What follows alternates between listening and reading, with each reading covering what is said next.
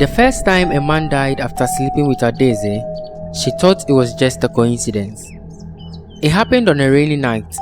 She had been barely 19, young and naive, swept up in the excitement of her first love.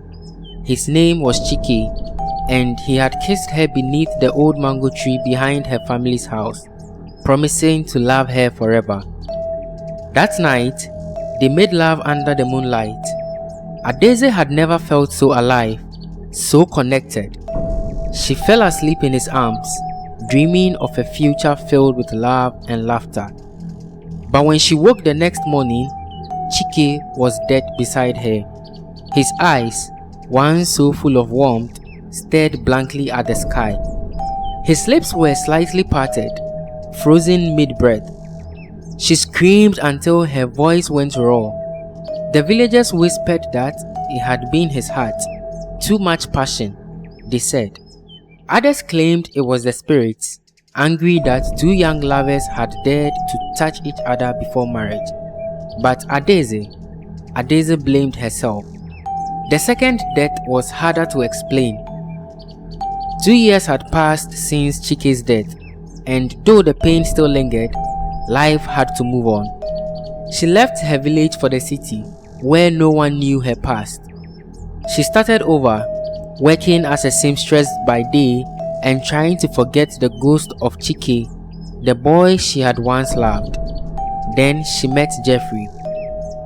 Jeffrey was charming, bold and persistent.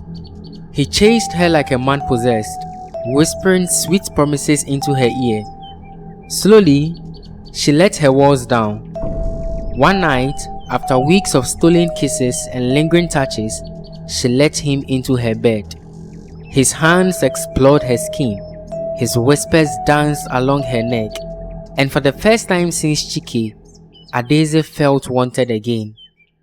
But when morning came, the same thing had happened. Jeffrey was dead. She found him lying beside her, his body cold and lifeless, his eyes open and glassy. This time, she didn't scream. She just sat there, staring at his still form, feeling the cold wash over her. Chike's death could have been a coincidence, but twice was a curse. The whispers began after the third man died. Adaeze tried to warn him.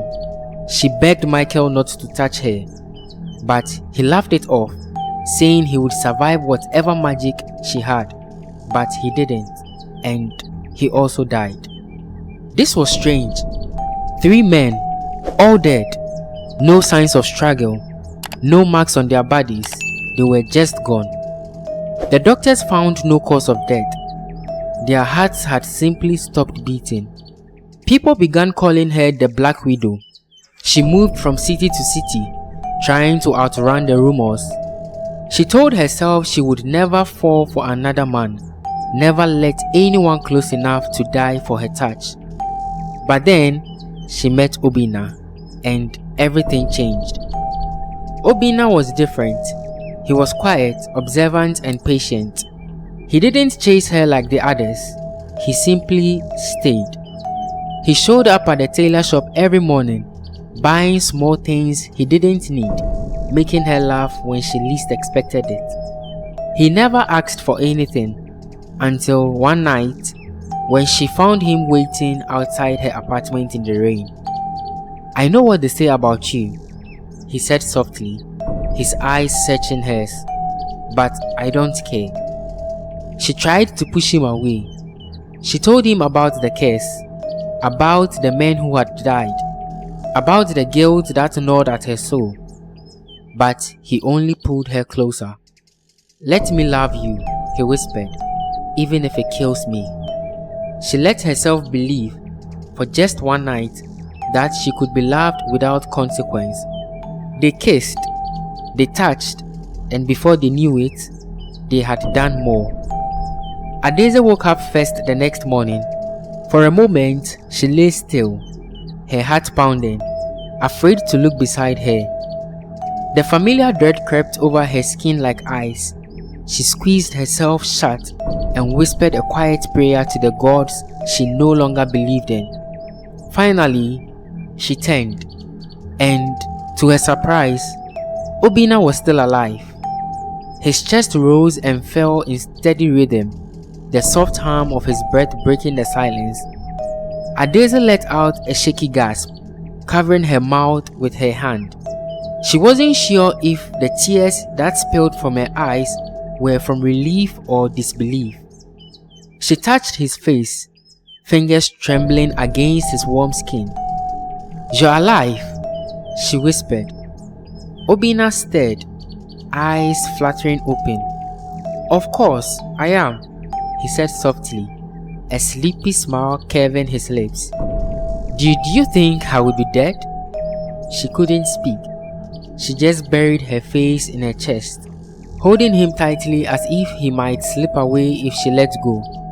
For the first time in years, hope blossomed in her chest. But that hope wouldn't last long. The deaths had always been quiet, unexplainable. No blood, no struggle, just stillness. But something was different now. Adaeze felt it in the air, a heaviness that clung to her skin long after Obinna left that morning. She tried to shake it off, convincing herself that the curse had been broken, that Obinna had survived because it was finally over. Yet, that night, she dreamed of shadows. A dark figure stood at the foot of her bed, its face hidden in the shadows. It whispered her name, the sound like dry leaves scraping against stone. "You belong to me." Adaeze jolted awake, her heart racing. The room was cold, the air heavy, and for a moment, she swore she could hear someone breathing in the darkness. She didn't sleep for the rest of the night. The next morning, she visited Mama Ayele, the old woman who lived at the edge of the market. People whispered that Mama Ayele could speak to the dead. Yes, that she knew things others dared not speak of. Adaeze had never believed in such things. Well, until now. The air inside Mama Ayele's heart was thick and heavy, scented with burning herbs and old secrets. Shadows clung to the walls, flickering with each sputter of the candle flames. Adaeze sat stiffly on the low wooden stool, hands clenched in her lap, while Mama Ayele moved slowly around the room, humming under her breath. "You've come far, child," Mama Ayele said softly, setting herself into the chair across from Adaeze. "But your spirit is restless. I can feel the weight in your heart." Adaeze swallowed, her throat dry. "I need answers, wise one." The old woman nodded once, eyes dark and unreadable. "Tell me, my child." And so, Adaeze did. She spoke of the men who had died, each one slipping away silently in the night. She spoke of the guilt that had consumed her, the rumors that followed her from town to town. Finally, she told Mama Ayele about Obinna, the man who had survived. When she finished, Mama Ayele was quiet for a long time. Then she leaned forward, taking Adaeze's hands in hers. "There is a spirit bound to you," Mama Ayele whispered. "A dark one, but it is not a curse placed by an enemy. No, this was done by a lover's hand." Adaeze blinked, confusion washing over her. "A lover?" Mama Ayele's gaze sharpened. "The first man, the first to die." "You mean Chike?" Adaeze whispered. Mama Ayele nodded slowly, her voice dropping lower, almost reverent. "He bound himself to you, child. On the night you first lay together, he performed an ancient ritual, a ritual of eternal love." Adaeze felt the blood drain from her face. "No, that's impossible. Chike would never do something like that." "Wouldn't he?" Mama Ayele asked softly. "He was young, desperate, afraid of losing you. He sought out a powerful herbalist, one who taught him the ritual. It binds the soul of lovers, ensuring no other man may ever take his place. Adeze's heart pounded painfully in her chest. But Chike died years ago.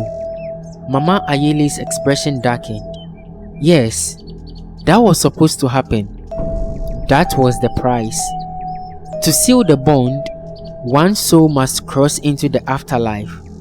Chike gave himself willingly, believing that it would bind you and him forever. Adeze shook her head, tears streaming down her face. No, that can't be true. I wish it weren't, my child, Mama Ayele said softly, but the signs are all there. Each man who touched you after Chike was claimed by the same spirit. His soul, tethered to you, grew jealous. Each death was a warning you belonged to him. Adeze covered her mouth, choking back a sob. Then, why didn't Obinna die?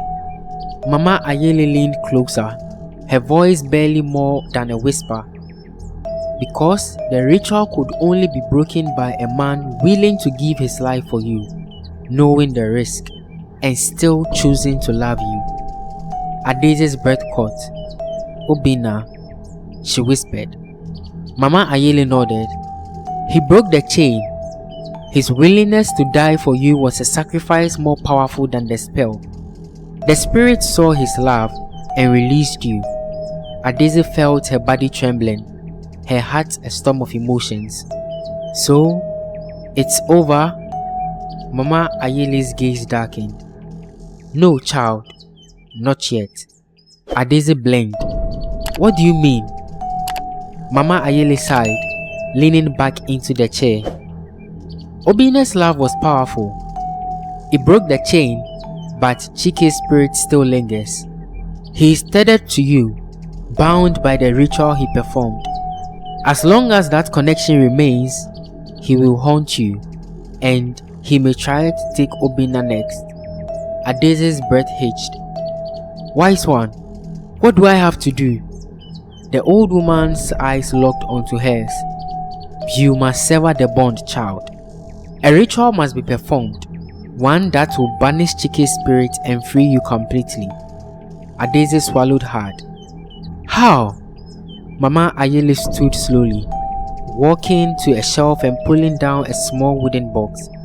She opened it carefully, revealing several strange objects: dried herbs, a small silver knife, a white cloth, and a tiny clay bowl. Tonight, under the full moon, you must go to the place where it all began, Mama Ayele said softly. The place where you two first made love to each other. Adeze frowned. The mango tree. Mama Ayele nodded. There, you will light these herbs and call his name. He will come to you. Her eyes darkened. But beware, child. Chike's spirit will not live quietly. He will fight to stay. Adeze's stomach tightened. And what do I do when he comes? Mama Ayele handed her a silver knife. You must cut the bond yourself. Blood must be spilled. Yours. To sever the connection. Once the bond is broken, his spirit will fade and you will be free. Adeze hesitated, staring at the knife. What if I fail, wise one? The old woman's eyes were cold and ancient. Then, you will belong to him forever. That night, Adeze stood beneath the old mango tree, the moon casting long shadows across the ground. Obinna stood beside her, his hands wrapped tightly around hers. You don't have to do this alone, he whispered. She squeezed his hand, grateful for his strength. I have to, Obinna. He wants me, but I need you to stay here. Just stay close. He nodded, stepping back but never taking his eyes off her. Adeze knelt before the tree, placing a clay bowl in the dirt. She sprinkled the dried herbs into it, then struck a match. The flames flickered to life, filling the air with a sharp earthly scent. She closed her eyes and whispered his name, Chike. The wind shifted, the air grew colder, the leaves above her rustled softly, though there was no breeze. She opened her eyes, and there he was. Chike stood at the edge of the shadows, just as she remembered him. His dark eyes watched her with a mixture of longing and anger. His voice was soft, almost tender. Adaeze. Tears pricked her eyes. Chike, why? He stepped closer, his form flickering in the moonlight. I loved you, Adaeze, he whispered. I wanted us to be together forever. His face twisted, dark and bitter. But you forgot me, Adaeze, and you let other men touch you. No, Chike, she cried. I never forgot you, but you are gone. You have to let me go. His face contorted with rage. Never, Adaeze. The wind howled, whipping through the trees. The flames in the bow flared, casting shadows that twisted and danced across the ground. Adaeze grabbed the silver knife and pressed the blade against her palm. She squeezed her eyes shut and sliced the skin, hissing as the blood dripped into the bowl. Chike, she cried, I release you. He screamed. The ground trembled beneath her feet. Shadows swirled around her, cold fingers brushing against her skin. She felt the weight of his presence pressing down on her, trying to pull her under. You are mine, Chike roared. Adaeze fell to her knees, clutching her bleeding hand. No, Chike, she screamed. I was never yours. I release you, Chike. I break the bond. The wind roared louder, the flames burning brighter. Chike's form flickered and twisted, his face contorting into agony. Adaeze! He cried, his voice a desperate whisper. Don't leave me! She squeezed her eyes shut, tears streaming down her face. Goodbye, Chike. The wind stopped, the flames died, silence fell over the clearing. When she opened her eyes, he was gone. The bond was broken. Adaeze stood silently beneath the mango tree, the weight she had carried for years finally lifting from her shoulders. Obinna rushed toward her, his arms wrapping tightly around her. Is it over? He asked. She nodded against his chest, tears soaking his shirt. It's over. He held her for a long time, the night air cool against their skin. You saved me, Obinna.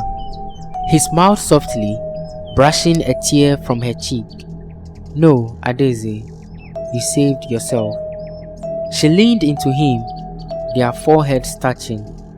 For the first time in years, she felt whole. As they walked back toward the village, hand in hand, Adaeze glanced back at the mango tree one last time.